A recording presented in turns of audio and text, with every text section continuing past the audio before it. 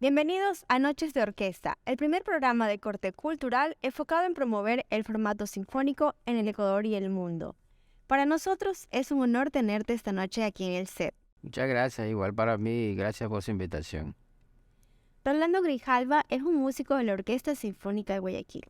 Rolando, cuéntanos un poquito sobre tus inicios en la música. Yo inicié en mi país de origen, Nicaragua, ya mediados de los 70.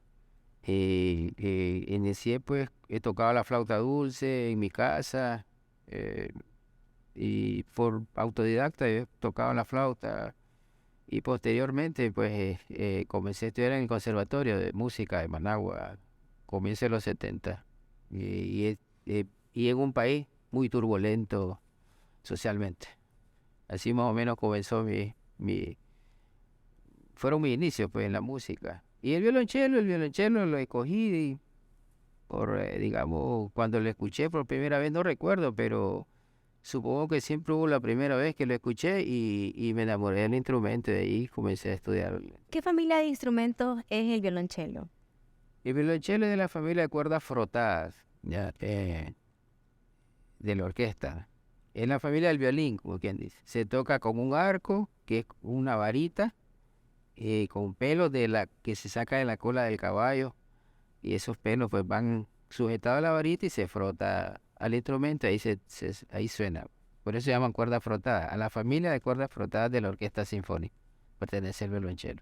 ¿A qué edad exactamente empezaste tu vida de música? Adolescente, ya tarde, y era algo tarde porque para estudiar música hay que comenzar de niño. Y yo comencé ya tarde, sí, qué sé yo, 13, 14 años tal vez. O sea, ¿es necesariamente empezar desde pequeño en la vida de la música? Es necesario, sí. El estudio de la música se van configurando anatómicamente, esqueléticamente, muscularmente desde niño, la persona. Entonces ya cuando uno comienza tarde, se dificulta este proceso o no es tan rico, pues. Se dificulta, pero no significa que una persona de unos 20 o 30 años no pueda No, iniciar sí, también. claro. Claro que puede iniciar con limitaciones, pero puede comenzar. Sí, así mismo. ¿Por qué elegiste el violonchelo?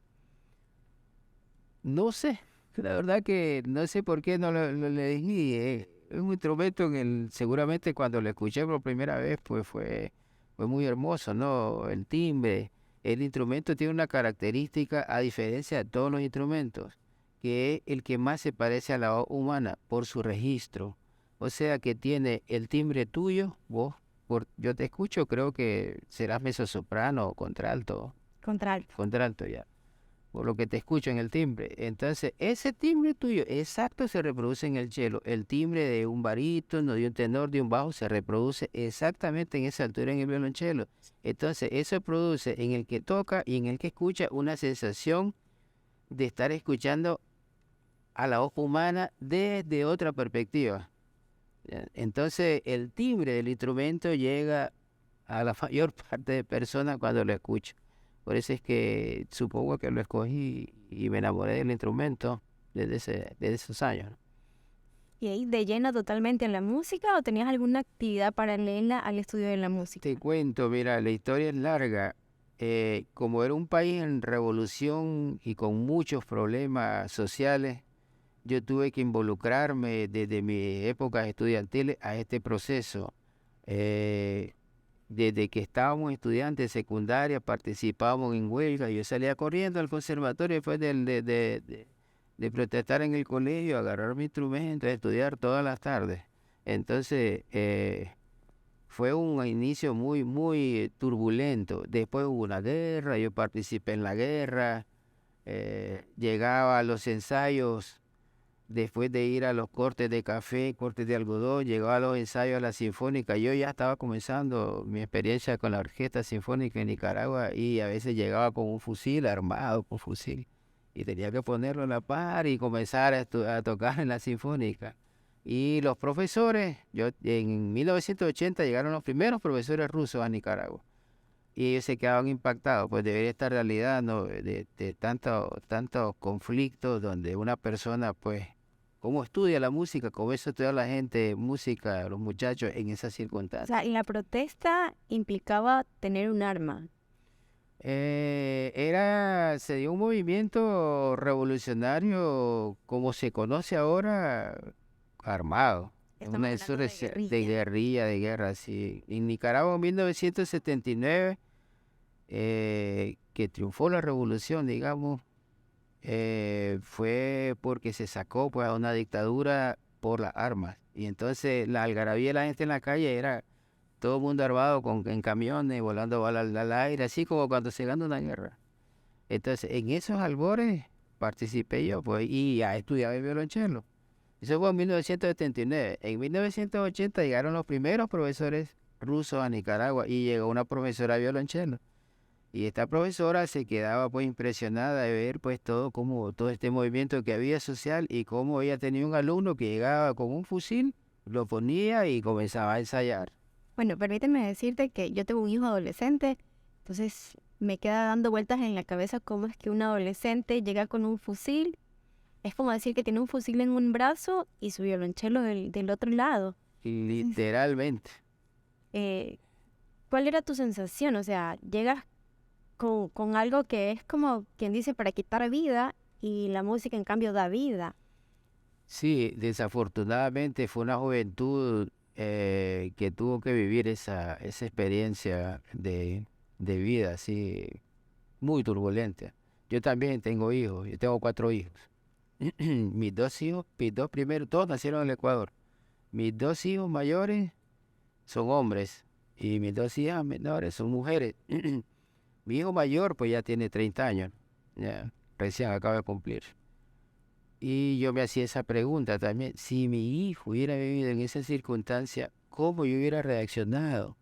¿Cómo yo lo veo desde el punto de vista de padre, hubiera estudiado en música, qué hubiera hecho, cómo sería? Y esa misma interrogante que te planteas, me la he planteado yo con mis propios hijos, ¿ya? Y de hecho, pienso que le hubiera puesto obstáculos para que no tome esa decisión tan dura que yo tomé y todo el sufrimiento que pude haber acarreado a mis padres, pues. Y no solo a los míos, sino a los padres. En ese momento realmente tuviste dos caminos y pienso que escogiste el de la música porque pudiste haber escogido seguir en el tema de la guerrilla, de la revolución, de las protestas y todo esto. Sí, yo siempre tuve claro que lo mío era la música. Y después, cuando ya la revolución, digamos, tomó el poder, ya era pues gobierno, yo estuve muy vinculado para los movimientos artísticos del país. Y a mí me mandaron a estudiar a Alemania. eh, Fue un curso, digamos, de 2 años donde me enseñaron filosofía, historia, economía. Era para ir formando, digamos, a futuros funcionarios, por decirlo así, ya, que trabajaran, pues. Y yo cuando llegué de Alemania, yo dije, lo mío no es esto. Yo necesito y quiero la música y lo mío es el violonchelo. Y renuncié a todo y me dediqué a estudiar el violonchelo para conseguir la beca e irme a la Unión Soviética, a Rusia, a estudiar. ¿El que tú llegaras a Alemania fue a través de la gestión de tus papás o de tus maestros? Cuéntame un poquito cómo fue este proceso de irse a Alemania. No, no, eso fue independientemente de mis padres, independientemente del arte. Eso fue por estar involucrado pues en los movimientos estudiantiles y todo. Entonces ellos ¿Una cogieron. forma de sacarte de ahí y decirte eh, aquí no es tu lugar? no, fue una forma de decir, necesitamos formar gente política para ejercer cargos a futuro. ellos no, digamos, en ese tiempo no se ponían a pensar que si yo estudiaba arte o no, sencillamente lo que había que hacer uno es seguir pues trabajando para consolidar este movimiento, pero lo mío no era eso, lo mío era la música. Y fue tanto así, digamos, que yo estaba tan involucrado en estos movimientos sociales y también con la música que yo formé parte de brigadas culturales, donde nos íbamos los fines de semana, grupos de músicos, y tocábamos en los diferentes lugares donde se iba toda la juventud, ya sea los cortes de café, o ir a cortar café o cortar algodón, y la alfabetización mismo. Yo tuve 6 meses alfabetizando en el campo. Entonces, todo eso hace, mejor dicho, esta dualidad de funciones en mi vida que tenía, me hacían también difícil estudiar la música, ¿ya? Pero llegó un punto en que tuve que decir que hasta aquí. Fue tanto así, digamos, tanto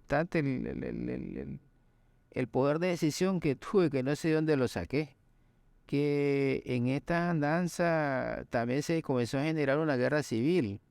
Y yo participé, pues, seguí en este movimiento de la guerra civil y resulté herido en uno de los enfrentamientos, digamos. Y estuve al borde de la muerte. Y a mí me costaba incluso después retomar el violonchelo, porque el violonchelo se apoya en el pecho y la herida fue en el pecho. ¿Cuánto tiempo estuviste fuera de práctica con el violonchelo debido a esta herida? Cuéntame un poco más esto. Yo ya tenía como algunos meses sin tocar el instrumento, ya, y yo estuve 2 meses hospitalizado. La herida fue en el lado derecho del pecho, porque si hubiera sido en el lado izquierdo, no estuviera contando esta historia. Wow. Ya, entonces, pero el violonchelo se sostiene acá, pues, se apoya uno con el instrumento acá. Entonces, después me costaba tocar el instrumento, porque al ponerlo acá me sentí una sensación extraña, y esos obstáculos poco a poco y más se me hacía una especie de callo aquí después, que no es normal en la persona, digamos, yo ahora que enseño, no, eso no es normal. Entonces, eso fue producto, digamos, de las heridas que tuve, ¿no? Pero esos obstáculos, pues, por suerte los tuve los ¿Qué edad tenías cuando resultaste herido? 20 años. Wow, joven. Sí, estaba joven, sí, sí. Y después de esto me mandaron a Alemania, yo regresé, y yo dije, no, esta no es lo mío, el violonchelo.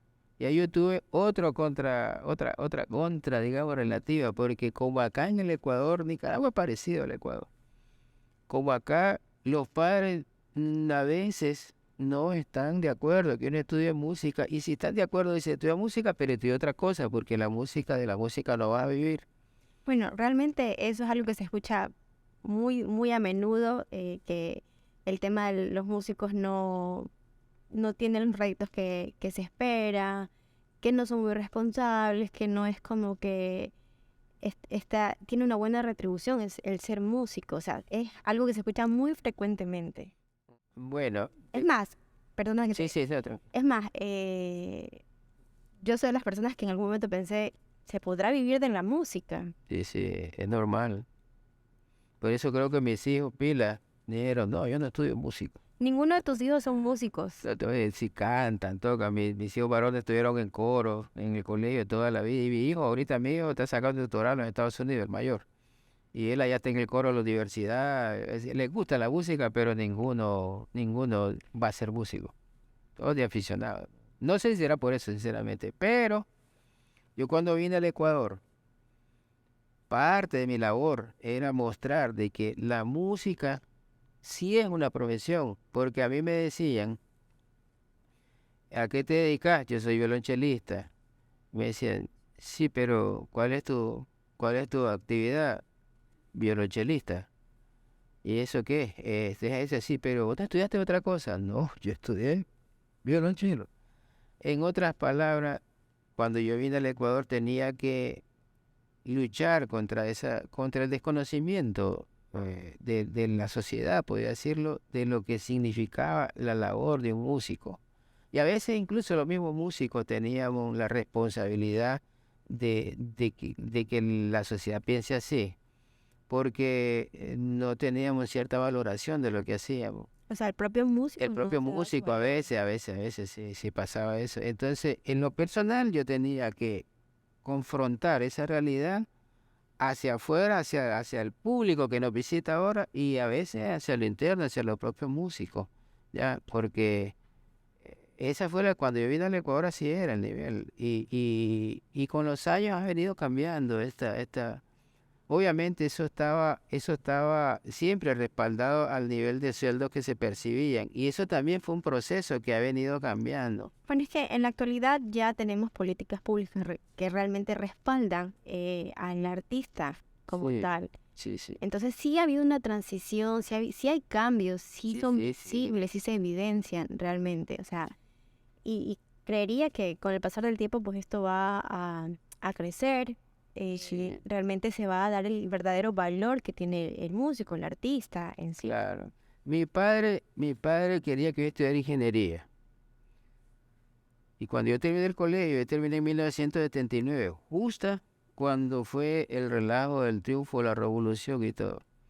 Entonces, yo entré a la universidad en el 81, porque en 1980 toda la juventud fue a alfabetizar.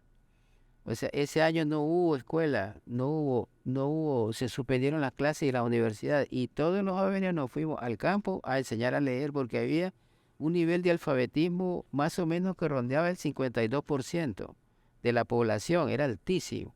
Entonces, con ese proyecto, digámoslo así, estuvimos 6 meses, pues, digregado por todo el país en ¿Qué tal áreas. esa experiencia de alfabetizar? Es muy bonita, porque una de las experiencias más hermosas que puedo tener en mi vida. En 1980 a mí me propusieron para ir a estudiar a Cuba música.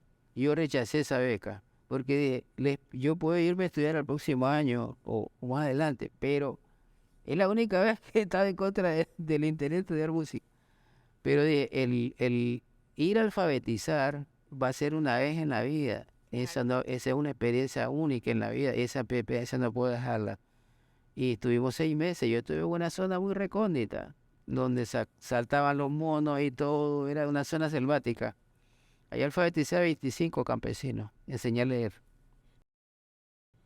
Y ahora nos vamos a un corte comercial y ya volvemos.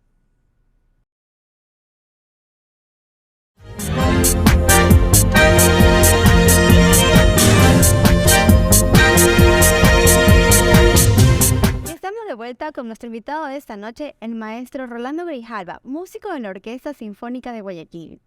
Rolando, ¿tienes hermanos? Sí, somos 6. ¿Ellos también llevaban el tipo de vida que tenías No, tú? ¿Y por eh, qué no? porque cada cual escoge la vida, digamos. Me refiero, yéndonos un poquito hacia atrás, al tema de las protestas, de la guerrilla. Mi hermana mayor es doctora.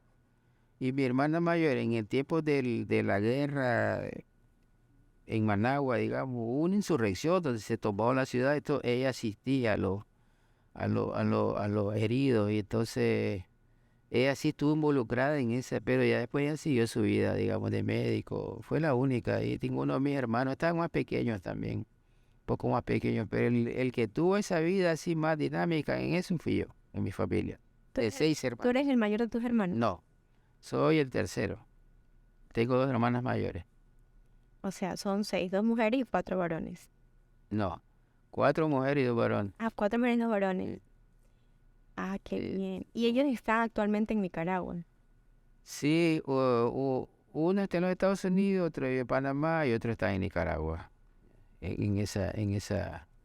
¿Te has podido reunir con ellos en algún momento? Sí, la última vez que estuve en Nicaragua fue en el 2016. Falleció mi papá en esa época.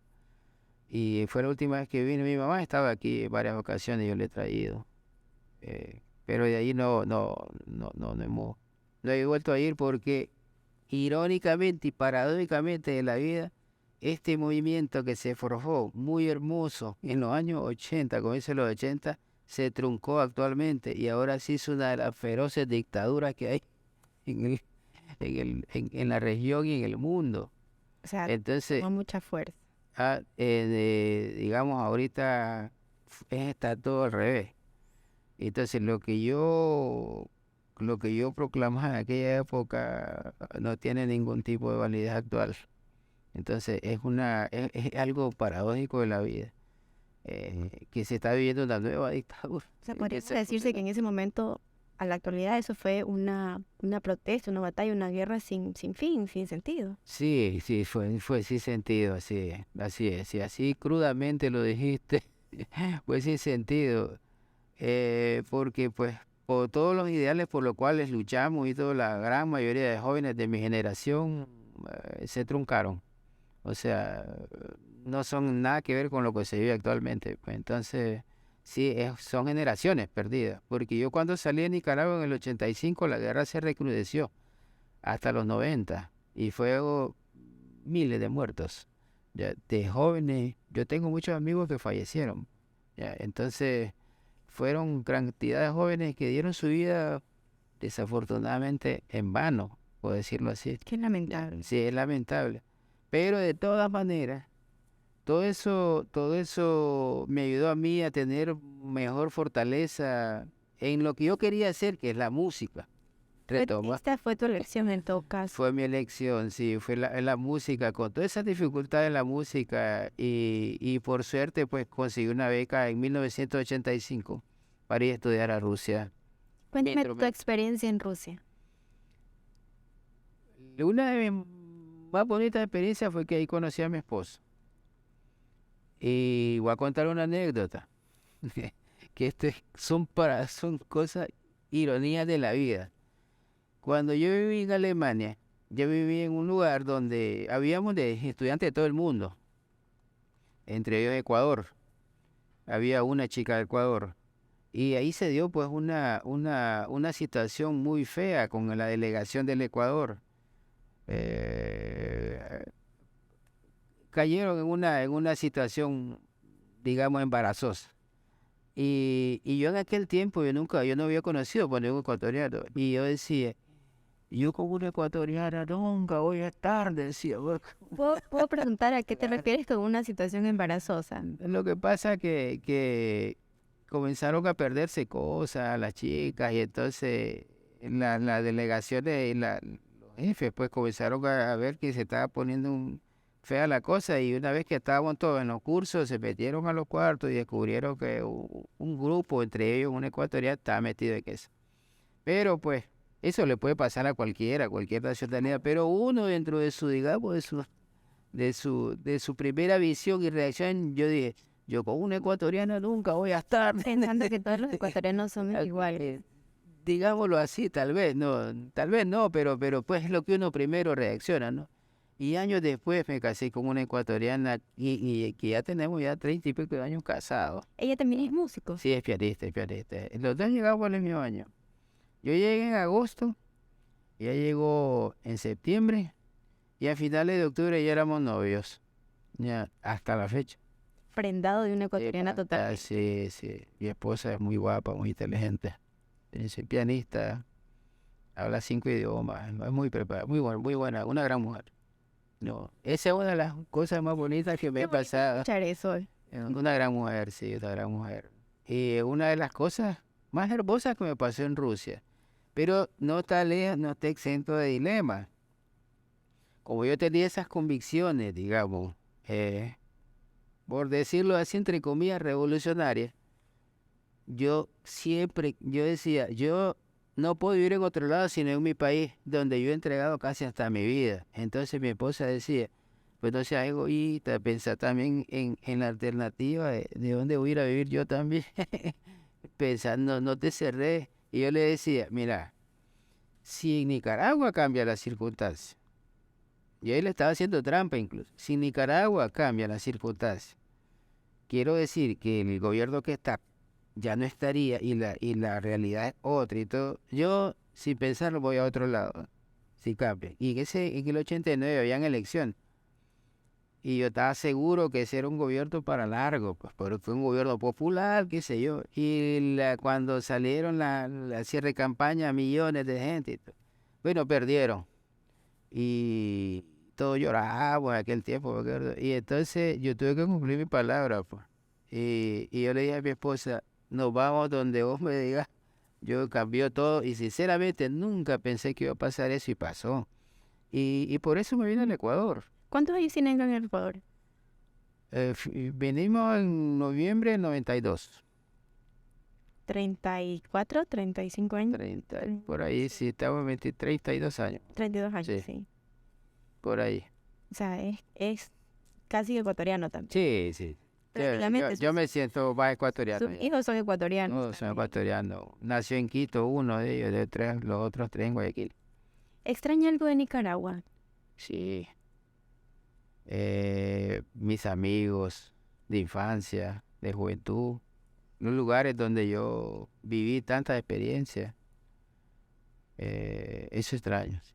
Sobre todo mis amigos y los lugares donde yo viví muchas, las vivencias ¿Y estos amigos que usted extraña mantienen el contacto de, bueno, sí, ahora con sí, el tema de redes con algunos sociales, sí, todo es con mucho más algunos. Mi fácil? mejor amigo vive en Managua y crecimos desde chiquito, desde 10, 11 años somos amigos y fue el que me sacó cuando me hirieron a mí, el que me asistió en los días. Bueno, yo no dejo de pensar en el tema de la herida, de haber estado en un combate, haber estado en medio de guerra. Alguna de las balas que usted lanzó probablemente también debió herir a alguien, ¿o no? Esa pregunta me la han hecho en algunas ocasiones y le cuento que es una de las preguntas más difíciles para mí de contestar y me ha reformulado mi forma de ver la vida. Y esas preguntas me las hacían los niños a los alumnos que yo comencé a enseñar cuando vine al Ecuador. Yo cuando vine al Ecuador miré el nivel bajo, digamos, en el violonchelo, en diferentes, y yo me hice la propuesta que tenía para Nicaragua. Yo cuando salí de Nicaragua, como yo fui presidente de los estudiantes de música, y entonces nos salimos en 1985 4 compañeros a estudiar allá. Y yo fui el de que el discurso de despedida, nos hicieron una fiesta, yo toqué un recital. Y entonces mis últimas palabras de nos vemos en 1990 aquí mismo y yo vengo a entregar todo para formar a los muchachos acá. Y nunca regresé. Y entonces algunos me dicen, ¿te acordás cuando nos dijiste en 1990 eso? Y no nos cumpliste.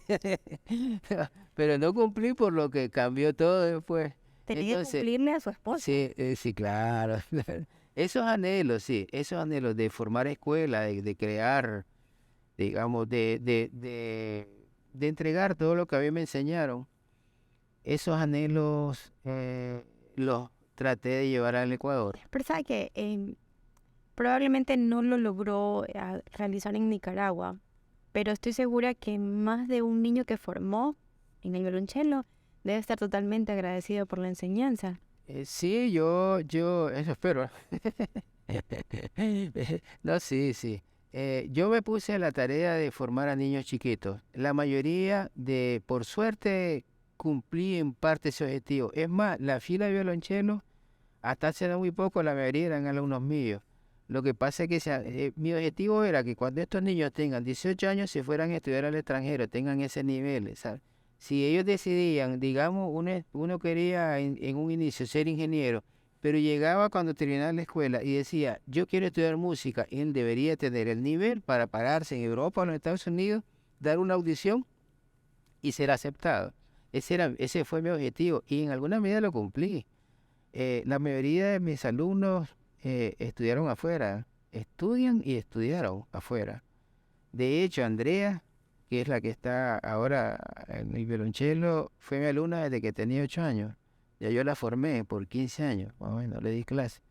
Y fue una de las pocas que no ha salido pues, del Ecuador. Pero ahí todos han salido a Alemania, Bélgica, Francia, los Estados Unidos. Incluso hay una que está terminando el doctorado, la Adriana, desde niña, de 8 años. Entonces, yo creo que cumplí ese objetivo, ¿ya? De formar Qué a bonito, porque niños. esto realmente sería la cosecha de lo que usted sembró. Sí, Verlos en presentaciones, me imagino que deben compartir cada presentación que tienen, cada logro que tienen, cada peldaño que van subiendo, porque entiendo que la carrera del músico va en ascenso, ¿no? Se va sí, perfeccionando, claro. va tomando niveles, me imagino. Estos son procesos muy difíciles, duros. Por eso es que cuando yo llegué a Moscú, eso es otra anécdota, mi profesora, yo tuve una gran suerte, porque como yo venía de un país en conflicto, y en esa realidad, parece que a los rusos dijeron, estos, si estudian música, es porque tienen muchas ganas de salir adelante. Entonces, porque si pudieron hacerlo en estas circunstancias, y en lo personal me dieron a los mejores profesores. ¿Ya? Entonces, yo tuve una educación de primera en Rusia, tuve a grandes profesores. Esos profesores, 8 años me dijo que estuvo en Rusia. sí, 8 años. Rolando, ¿podrías contarnos una anécdota en tu paso por Rusia? Hay muchas anécdotas, pero vamos a tratar de contarte. La verdad que, pues, para la gran mayoría de estudiantes, si no decir para todos, el hecho mismo de estar ahí ya es una gran experiencia porque otro idioma, otras costumbres, otra cultura, totalmente todo diferente, otro clima, que el clima es despiadado verdaderamente. Recuerdo que el primer año que llegamos a la que ahora es mi esposa, le dieron cálculos en el riñón y tuvimos que llevarla al hospital y era una ambulancia, fue en invierno, estaba a -25 afuera y la ambulancia no tenía calefacción. Y así mi pobre esposa se iba que gritaba, ay, ay, ay, y con un frío que los vidrios de la ventana de la ambulancia eran así de grueso de hielo. Eran tremendo frío. Y cuando llegamos al hospital le dicen, usted entramos a emergencia, usted entra aquí, pero tiene que irse a pie al otro edificio que es allá, y ya le habían puesto la pijamita entonces tenía que salir en ese frío prácticamente. Tuve que darle yo mi suéter y todo, acurrucado a -25 a cruzarse de un lugar a otro, una cosa tremenda. Entonces, toda esa vivencia, el clima, la comida totalmente diferente, hacía pues, creaba anécdotas cada día. Todo un Es que proceso de de adaptación totalmente. tremendo, todo un proceso de adaptación, el nivel muy alto que había en Rusia también. Ya, pero una de mis experiencias, digamos, que la recuerdo fue que mi profesora que yo tuve en Nicaragua, que era una alumna de Sergei Kasalupov. Kasalupov fue un eminente pedagogo ruso, que fue el profesor de uno de los más grandes violonchelistas de todos los tiempos, que se llama Mstislav Rostropovich. Fue el profesor de Kasalupov fue el profesor de Rostropovich, y mi profesora fue compañera de Rostropovich en esa clase. Era una señora de 60 y pico de años. Esta señora, al conocer la experiencia de muchos nicaragüenses que vivían pues en esa realidad que les he contado anteriormente, y en lo personal, pues, conocer mi vida, parece que ella se fue al periódico principal que había en Rusia, el Pravda se llamaba. Todavía existe, pero ese era el único prácticamente que existía. Habían dos o tres en todo ese gran país. Y en el Pravda parece que ella fue con toda mi vida, de cuando a mí me hirieron, que cuando yo llegaba ponía el fusil y sacaba el violonchelo, y ahí pues se emocionaron con esa vida y escribieron un artículo en el periódico relatando esa vida. Y el encabezado del artículo decía violonchel y automat. Eso significa en ruso violonchelo y fusil. Eso más o menos decía la gana que tenía, digamos, que teníamos los jóvenes en Nicaragua de salir adelante, pues de ejecutar nuestros sueños. Y en el caso personal, las ganas que yo tenía para tocar el violonchelo. Fue tanto así que cuando llegué y hice la audición, recién llegado a Moscú, ante esa comisión que es un jurado de gente eminente, son unos grandes profesores, grandes músicos, que uno se tiembla con solo verlo. Cuando yo me presenté a la audición, me dice, ¿qué va a tocar? Me dice la comisión, comisias en ruso. La comisión me dice, ¿qué va a tocar? Yo la verdad le dije así, yo no quisiera tocar nada porque vengo en estas circunstancias y yo lo que quiero es que me den la oportunidad para estudiar el violonchelo y sé que no lo voy a defraudar. Pero toque algo tienes que tocar. Yo me puse, pues toqué algo de Bach y toqué. Y se entre ellos se quedaron viendo, se reían y me dice, siga, siga. Y me dieron la oportunidad de estudiar. Porque yo les dije, yo lo que quiero es que me den la oportunidad de estudiar.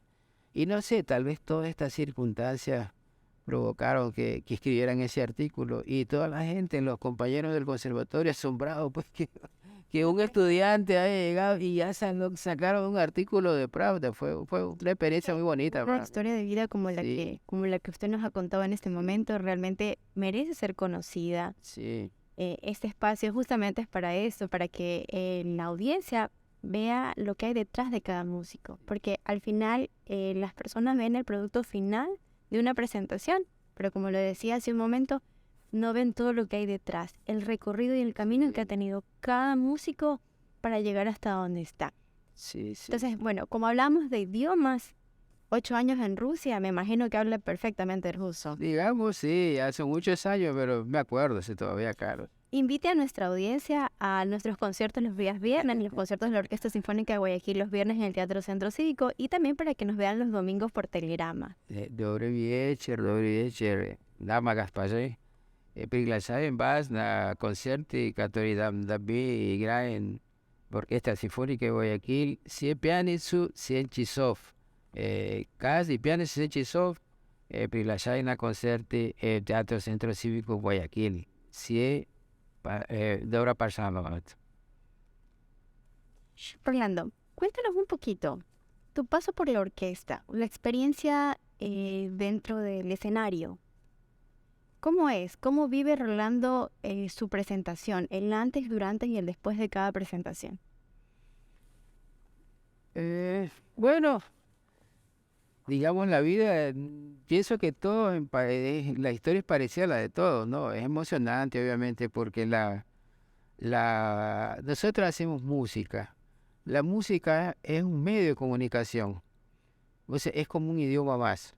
¿Ya? Nosotros cuando tocamos, digo nosotros parto del individual, pero en la orquesta son varias individualidades que se conforman en un colectivo, en un solo contenido.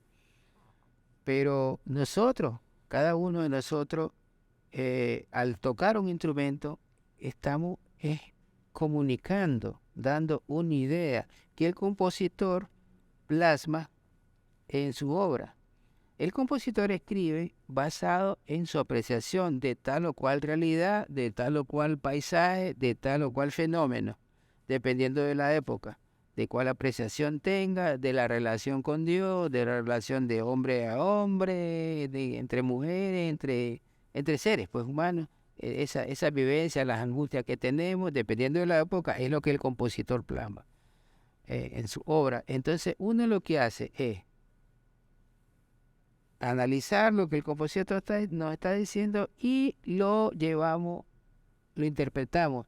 Ese mensaje que el compositor tenía acá, nosotros lo interpretamos y el público lo percibe. O sea, estamos siendo un medio de comunicación a la larga entre nosotros y el público. El público tiene que, al escucharnos, percibir una idea.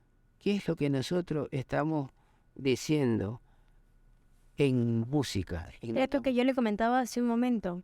La música hace que uno se conecte con algo. Y depende mucho también, como público, del estado emocional en que se encuentre. Sí. Entonces, es como que es una conexión directa. Entonces, muchas veces sí llegamos a ese sentir gracias a ustedes, a lo que ustedes tocan, a lo que ustedes nos permiten escuchar, nos permiten sentir a través de la música. Y es maravilloso. Una vez en esta orquesta, mi vida profesional comenzó en la Sinfónica de Guayaquil, porque yo vine al Ecuador e inmediatamente me integré a la Sinfónica de Guayaquil. Fui chelista principal en esa época. Estuve 6 meses y ahí me invitaron a trabajar a Quito. Pero después regresé a trabajar a Guayaquil en el 98. Yo, desde que vine, pues, digamos, a Guayaquil, he comenzado a vivir, pues, estas sensaciones, sobre todo el trabajo colectivo en una orquesta, ¿ya? Las vivencias en una orquesta son extremadamente enriquecedoras para nosotros. ¿Por qué? Solo recuerdo una anécdota antes de darle mi opinión.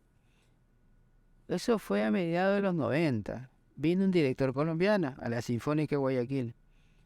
Y el señor, un señor muy noble, una gran persona de una, cuando comenzó a hablar uno transmitía mucho positivismo, transmitía una energía muy positiva. Muy buen director, un señor con mucha experiencia de vida también. Y comenzó a ver así, no dijo nada, comenzó a ver así acá músico, y dice, ¿de cuántas nacionalidades hay aquí? Dice, porque veo, disculpen, veo diferentes, veo aquí como un chinito, veo acá como entonces dice, sí, dice, a ver, ¿de cuántos hay? Comenzaron, un polaco, en ese tiempo había muchos, polacos, había japoneses, había norteamericanos, ucranianos, rusos, cubanos, peruanos, nicaragüenses, colombianos. Bueno, una gama. Ah, qué interesante, dice, todito. Y ecuatorianos, por supuesto, ¿no? Eso son los que eran la mayoría, pero había muchos extranjeros de diferentes culturas y países. Y dice él, se paró, quedó, qué interesante, dice. ¿Y saben por qué es interesante esto? Dice, porque dice, ¿se imaginan el trabajo tan hermoso que tienen ustedes? Que son tantas culturas diferentes, con tantos puntos de vista de la vida diferentes, y todos nos ponemos de acuerdo acá para sacar una sola idea musical, dice. O sea que la música es tan poderosa que une todito estas nacionalidades y crea una sola voz. Y la verdad que nunca me olvidé de ese día cuando el Señor, y yo digo, es cierto, por eso es que es tan enriquecedor nuestro trabajo, porque somos tantas cabezas y pensamos diferente, y en música hablando, cada uno tiene sus propias ideas, y el director lo que hace es cohesionar todas esas ideas y lanzar un producto. Hay que acoplar esas ideas y lanzarlas. Entonces, a veces nos resistimos, pues, a nuestras propias ideas, que eso es natural en el ser humano. Entonces, a veces nos resistimos a entregar nuestros propios conceptos de música. Y eso enriquece, pues, el trabajo de nuestros compañeros que tocan a la par, de los que están ahí al fondo, de los que tocan la percusión. Entonces, verdaderamente es un trabajo colectivo con muchas individualidades presentes. ¿Ya? Entonces, la experiencia es única. La experiencia del trabajo orquestal es único. Yo estuve algunos años fuera de la orquesta y la verdad que me hacía tanta falta este trabajo que me fue muy difícil, pues, pasar en mi casa y no estar inmerso en una orquesta. Yo siento que mi vida y mi vida no es lo mismo si no estoy en una agrupación ¿Qué musical. sintió su regreso a la orquesta? El volver. Una emoción, me sentí como que había vuelto a nacer, una cosa así, como que había vuelto a nacer y verdaderamente, pues, era como revivir y volver a sentirme realizado emocionalmente, musicalmente. Yo nunca dejé, incluso siempre estaba, era invitado a algunas orquestas, fui a varias veces a festivales internacionales. Yo fui principal en 2 ocasiones de la Sinfónica Centroamericana, con sede en Managua. A mí me invitaban y se organizaba una orquesta de diferentes países y dábamos una serie de conciertos por todo el país. O sea, y siempre estuve vinculado a una orquesta, pero la continuidad y la orquesta de mi ciudad, donde viví y todo, sí me hacía mucha falta. Y cuando yo regresé, verdaderamente me sentí realizado. Me sentí como que estaba, porque tengo un trabajo muy hermoso, la verdad. Volver a casa. Sí, sí, sí. Un trabajo muy hermoso, una gran experiencia. Y cada concierto, pues, es una nueva experiencia. Fernando, ¿alguna obra que se me haya dificultado? Bueno, en nuestra actividad, digamos, profesional, tenemos diferentes tipos de repertorio.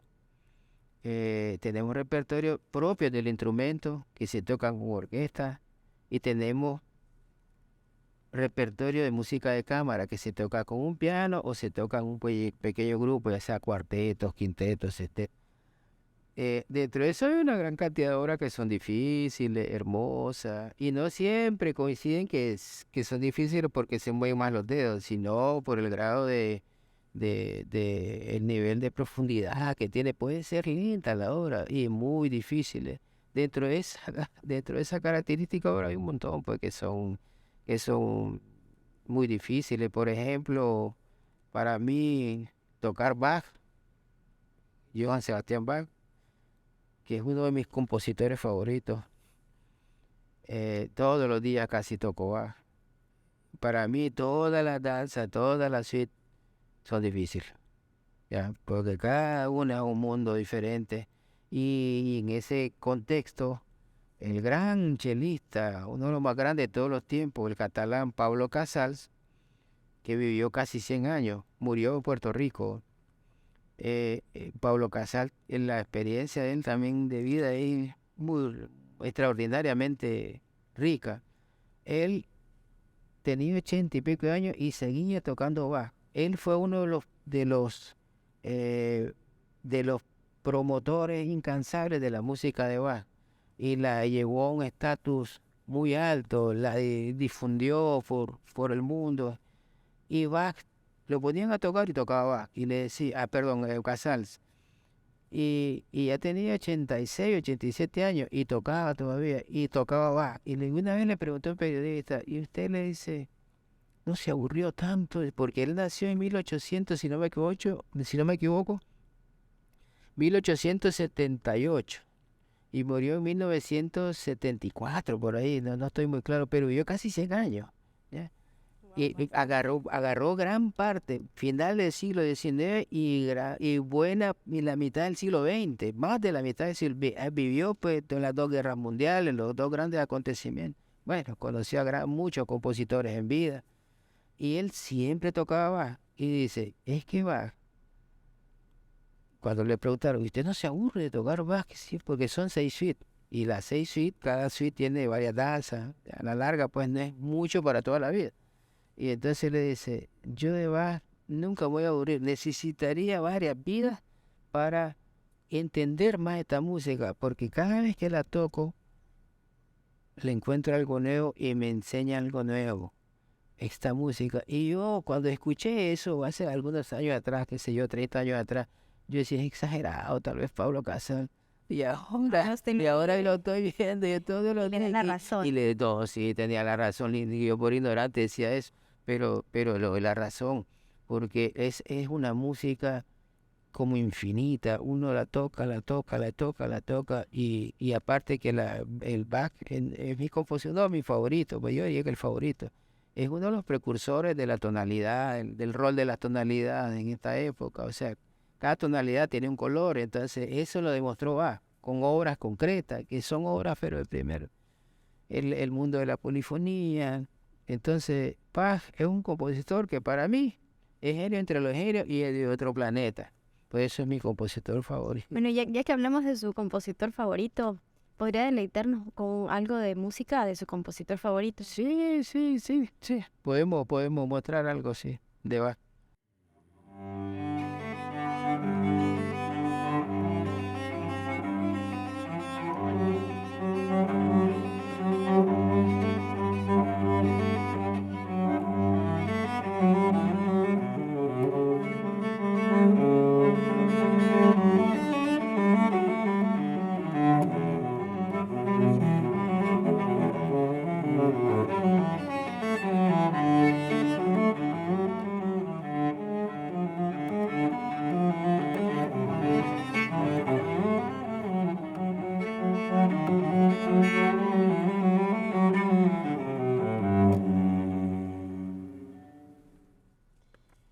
Rolando, realmente ha sido muy, muy gratificante conocer un poco más de tu vida, de tu historia, realmente muy conmovedora. En base a esta experiencia de vida, ¿qué consejos puedes darle a los jóvenes que sé que te van a escuchar respecto a sus sueños, a sus anhelos, a lo que quieren para su vida, al tema del arte, la música? ¿Qué consejos puedes darle? Sí, bueno, lo que le digo yo a mis alumnos desde que estoy en esta actividad, ya hace más de 30 años, es que perseveren. El que persevera, como dice el dicho, alcanza, ¿ya? Y verdaderamente si uno quiere algo, hay que luchar por ello, y lo va a conseguir de una u otra manera. Debe tener la certeza que lo va a conseguir, porque lo consiguen. Así ha sido mi experiencia. Siempre tuve la certeza de que iba a conseguir algo, y a lo mejor en ese rato no se veía tan claro y miraba imposible, pero yo cerraba los ojos a esa perspectiva negra que se me podía haber metido en la mente, y decía, yo lo puedo hacer. Y me metía a estudiar en mi dinámica con ese objetivo. Eso conlleva mucho sacrificio, conlleva mucha dedicación. Yo digo, debemos de tener, creo que son 5 cosas en la vida que todos debemos tratar de conseguir, incluyéndome a mí, incluyéndole a usted, a todos, que son perseverancia, constancia, dedicación, disciplina, organización. Todo eso, planificación incluso. Todo eso necesitamos. Si nosotros con esos elementos tratamos de conjugarlo y llevar el día a día, cada día, vamos a conseguir todas nuestras metas. De eso estoy seguro. Y eso se lo digo a mis alumnos, y ellos también han llegado a conseguirlo. Es duro, obviamente, porque siempre tratamos de salirnos. Unas veces nos queremos rendir, nos cansamos, porque el estudio de la música, entre otras profesiones, pues, es muy difícil, es desde niño. Y lo que los otros niños, mientras están en una fiesta o y todo, a veces a nosotros nos toca estar estudiando. Pero como es tan hermoso, digamos, y la actividad esta, a veces no la sentimos, pero es tediosa también a veces, y nos queremos rendir. Entonces, perseverar con disciplina, constancia, con organización, y lo conseguimos. Esos son los elementos, las claves para el éxito, según mi opinión. Rolando, muchísimas gracias por nada. compartirnos nuevamente tu historia de vida. De nada, no. Muchas gracias a nuestra audiencia por acompañarnos una vez más en Noches de Orquesta. Hasta la próxima.